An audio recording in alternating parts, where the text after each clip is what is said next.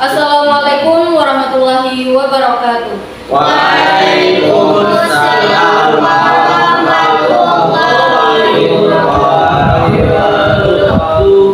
Selamat pagi semuanya. Alhamdulillahirabbil alamin wassalatu wassalamu ala asyrofil anbiya'i wal mursalin sayyidina wa maulana Muhammadin wa ala alihi wa ashabihi ajma'in, amma ba'du. Pertama-tama kita panjatkan puja dan puji syukur atas kehadirat Allah Subhanahu wa taala yang telah memberikan kesempatan kepada kita sehingga kita dapat berkumpul bersama-sama di kelas yang kita cintai ini. Dan terima kasih atas kehadiran dan kontribusi teman-teman sekalian dalam rangka presentasi dan debat mengenai mata pelajaran pendidikan Pancasila dan kewarganegaraan. Salawat dan salam tak lupa kita haturkan kepada Rasulullah Shallallahu Alaihi Wasallam yang insya Allah dengan salawat yang kita langsungkan kita akan mendapat syafaat dari beliau. Amin ya rabbal alamin. Amin. Perkenalkan, kami dari kelompok 1. Kami akan membahas mengenai hak asasi manusia dalam bernegara dan berbangsa. Sebelumnya saya akan memperkenalkan diri. Saya Nur Syifa Al-Jahra selaku moderator. Di sebelah kanan saya ada Muhammad Bisri, Wahyu Firmansyah, Aryadi, dan Isnawati sebagai moderator dan Rini Wiryana sebagai motoleh. Sebelum masuk ke presentasinya, tujuan dari presentasi ini adalah menambah wawasan dan pengetahuan pada kita terkait pelajaran pendidikan Pancasila dan kewarganegaraan, yaitu mengenai hak asasi manusia. Di mana pada pembahasan kali ini kami akan membahas secara spesifikasi sesuai dengan kemampuan yang kami miliki mengenai hak asasi manusia. Semoga presentasi kali ini dapat menambah wawasan dan pengetahuan kita. Baiklah, pada presentasi kali ini ada 3 sesi. Sesi pertama adalah pemaparan materi yang akan dijelaskan oleh Muhammad Bisri, Wahyu Firmansyah, Aryadi, dan Lisnawati, dan Rini Hiryana mengenai hak asasi manusia dalam bernegara dan berbangsa. Dan sesi kedua adalah sesi tanya jawab, di mana saya akan memberikan kesempatan pada 2 orang penanya pada masing-masing kelompok.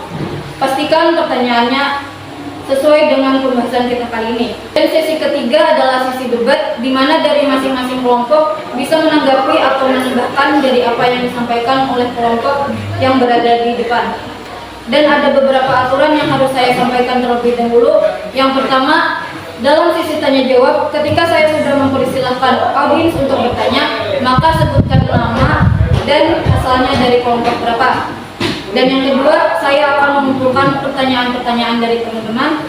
Setelah itu, saya akan memberikan kesempatan 3 menit kepada kelompok untuk mencari jawabannya. Baiklah, kalau begitu kita masuk ke pembahasan materi yang akan disampaikan oleh Bisri, Wahyu, Aryadi, Lisna, dan Rini. Kepada kalian dipersilakan. Pengertian hak asasi manusia menurut Jurnal HAM adalah hak yang secara langsung diberikan Tuhan kepada tiap manusia sebagai hak yang kodrat, sehingga tidak ada kekuatan yang dapat mencabutnya. Dalam Undang-Undang Nomor 26 Tahun 2000, seperti yang dikutip dalam laman Dewan Perwakilan Rakyat, pengertian HAM merupakan hak dasar yang secara kodrat melekat pada diri manusia. HAM bersifat universal, langgeng. Oleh karena itu harus dilindungi, dihormati, dipertahankan, dan tidak boleh diabaikan, dikurangi, atau dirampas oleh siapapun. Sementara itu, mantan Ketua Mahkamah Agung RI periode 1974 sampai 1982, Umar Sono Aji, berpendapat bahwa HAM adalah hak yang melekat pada setiap martabat manusia sebagai utusan dari ciptaan Tuhan Yang Maha Esa, yang memiliki sifat tidak boleh dilanggar oleh siapapun. Maka dapat disimpulkan bahwa hak asasi manusia merupakan hak alamiah, hak sesuai kodrat manusia yang melekat pada diri manusia sejak lahir.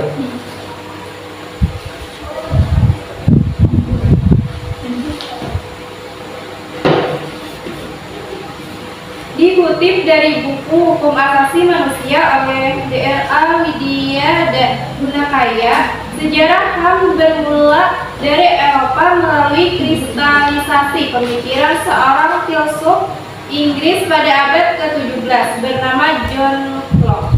Ia menyatakan adanya hak kodrati atau natural rights yang melekat pada setiap diri manusia, yakni hak atas hidup, hak kebebasan, dan hak milik.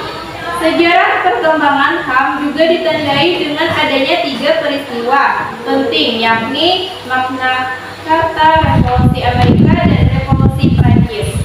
Sistem pemikiran HAM disuarakan secara internasional ke seluruh dunia untuk memperjuangkan HAM untuk diakui, dihormati, dilindungi, dan ditegakkan demi harga diri dan martabat manusia.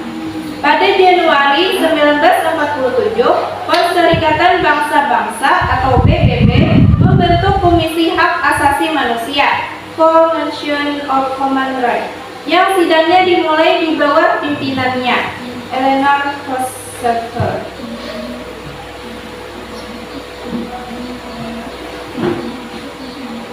2 tahun kemudian, tepatnya pada 10 Desember 1948, sidang umum PBB yang diselenggarakan di Istana Caillot, Paris, menerima baik hasil kerja panitia tersebut. Hasilnya berupa Universal Declaration Human Rights atau pernyataan studi tentang hak-hak asasi manusia dan terdiri dari 30 pasal.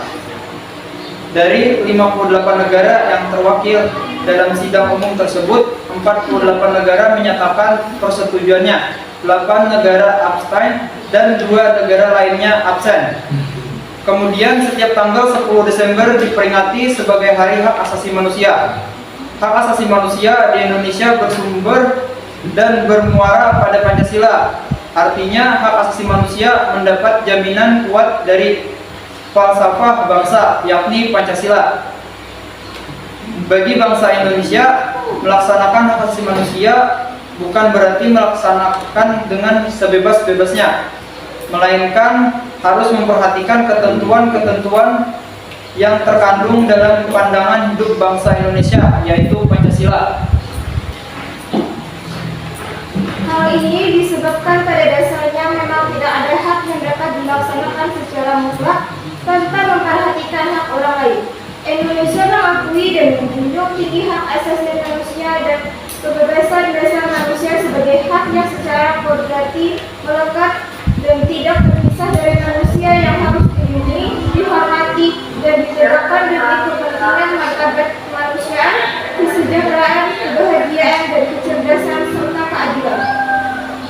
Berbagai instrumen hak asasi manusia yang dimiliki negara Republik Indonesia yaitu Undang-Undang Dasar 1945, Ketetapan MPR Nomor 17, MPR 1998 tentang hak asasi manusia, Undang-Undang Nomor 39 Tahun 1999 tentang hak asasi manusia.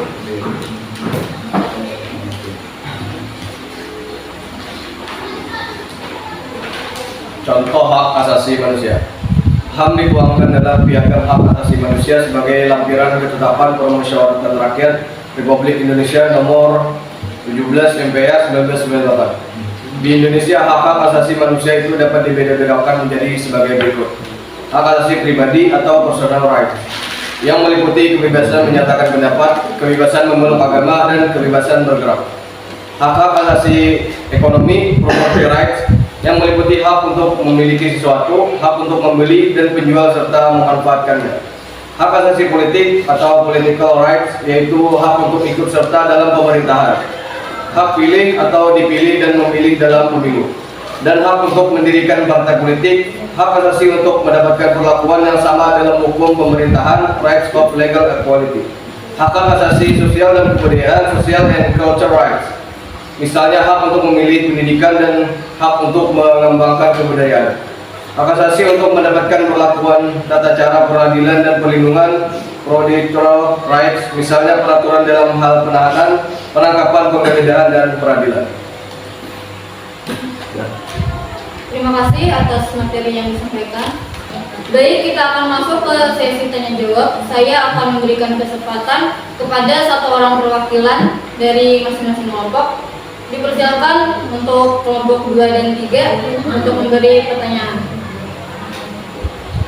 Assalamualaikum Assalamualaikum warahmatullahi wabarakatuh. Waalaikumsalam warahmatullahi wabarakatuh. Terima kasih atas kesempatannya. Perkenalkan, nama saya Zakiratun Rahimah dari kelompok 3. Izin bertanya, menurut kalian bagaimana hubungan HAM dengan sila-sila Pancasila? Terima kasih. Assalamualaikum warahmatullahi wabarakatuh. Waalaikumsalam warahmatullahi wabarakatuh. Terima kasih karena telah memberikan kelompok kami kesempatan untuk bertanya. Saya Muhammad Rijal dari kelompok 2 ingin bertanya tentang bagaimana di Indonesia masih banyak terjadi ketimpangan dalam proses penegakan hukum dan HAM. Kadangkala hukum yang ditegakkan, namun di satu sisi mengabaikan HAM, dan juga sebaliknya. Bagaimana pendapat kalian tentang peristiwa tersebut dan berikan solusinya? Terima kasih. Baik, terima kasih atas pertanyaannya. Izinkan saya mengulang dan kepada Rini silahkan ditulis ini. Dari pertanyaan dari kelompok 2, di Indonesia masih banyak terjadi ketimpangan dalam proses penegakan hukum dan HAM, dan juga sebaliknya. Bagaimana pendapat kalian tentang peristiwa tersebut dan berikan solusinya? Dari kelompok 3, bagaimana hubungan HAM dengan sila-sila Pancasila? Baik, silakan kepada kelompok untuk mencari jawaban. Saya beri waktu 3 menit dari sekarang. Oke, baik, terima kasih untuk kelompok 2 untuk pertanyaannya. Di sini saya ingin menjawab pertanyaan dari kelompok 2. Pendapat kami memang perlu menyadari bahwa masalah penegakan hukum di Indonesia masih dalam tahap pembelajaran, apalagi masalah penegakan HAM. Untuk solusinya itu, yang pertama, menegakkan supremasi hukum dan demokrasi. Yang kedua, meningkatkan kualitas pelayanan publik. Ya baik, saya akan menjawab pertanyaan dari kelompok 3. Pancasila menjamin kesetaraan hak asasi manusia bagi seluruh warga negara Indonesia, serta memberikan jaminan bahwa penghormatan terhadap hak asasi manusia harus bersifat universal. Jadi universal yang dimaksud itu yaitu setara. Maksudnya, jadi universal yang dimaksud ialah artinya itu hak asasi manusia itu berlaku untuk semua orang tanpa memandang status, suku, bangsa, gender atau perbedaan yang lainnya. Seperti menghormati adat dan istiadat serta budaya negara masing-masing. Baik, kita masuk ke sesi debat. Untuk kelompok 2 dan 3, jika ingin menanggapi atau menambahkan, dipersilakan. Terima kasih atas jawaban dari kalian tadi. Tapi yang ingin kami tanyakan tadi adalah bagaimana hubungan HAM dengan sila-sila Pancasila. Memang benar sudah jawaban dari kalian tadi. Tapi terkandung pada sila keberapakah di dalam Pancasila HAM tersebut? Terima kasih. Baik, terima kasih kepada Laila Sari dari kelompok 3 atas pertanyaannya. Jadi pelaksanaan HAM dalam Pancasila tidak dapat dipisahkan, oleh karenanya pelaksanaan HAM didasar oleh sila kedua yang berbunyi kemanusiaan yang adil dan beradab. Contohnya seperti persamaan hak dan persamaan kewajiban antara sesama manusia. Sebagaimana tercantum dalam pasal 7 Deklarasi Hak Asasi Manusia PBB yang melanggar adanya diskriminasi. Baik, jika tidak ada lagi yang menanggapi, kita tutup presentasi dan debat hari ini.